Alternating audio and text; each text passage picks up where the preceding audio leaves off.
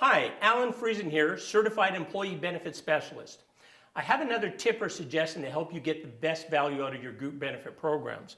Now, this one's about Bill 6. If you're familiar with Bill 6, it's a huge deal for farmers and ranchers in Alberta.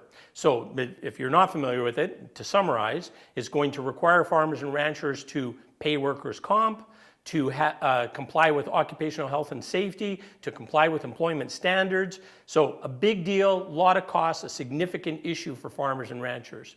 Now, I have a suggestion, a thought that might help you offset some of those impacts.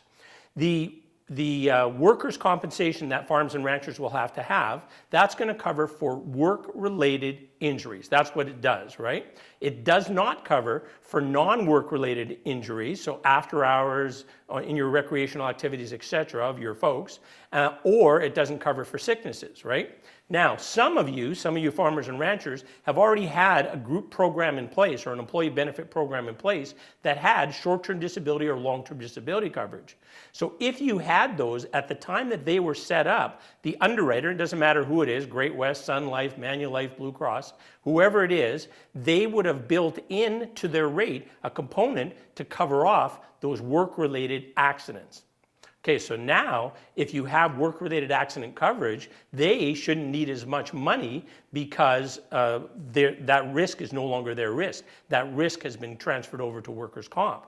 So if you have a program, you're a farmer rancher, you already have a program that has short-term and long-term disability or short-term or long-term disability, or the short-term is sometimes called weekly indemnity, then it's a very good likelihood that your rates for those benefits will get less, will reduce, and if those rates reduce, that might help you a little bit in the transition to the new reality that we face in Alberta. I had an opportunity to test this late December before Bill 6 became a reality. I had a feedlot client who was looking to add disability coverage onto their program. So what I did is I had the insurer rate it both ways. Didn't know for sure if Bill 6 was going to come into force. So I had the insurer base it on whether the client had workers' comp or did not have workers' comp. So the rates when they did not have workers' comp for the short-term disability were 26% higher than the rates when they did have workers' comp.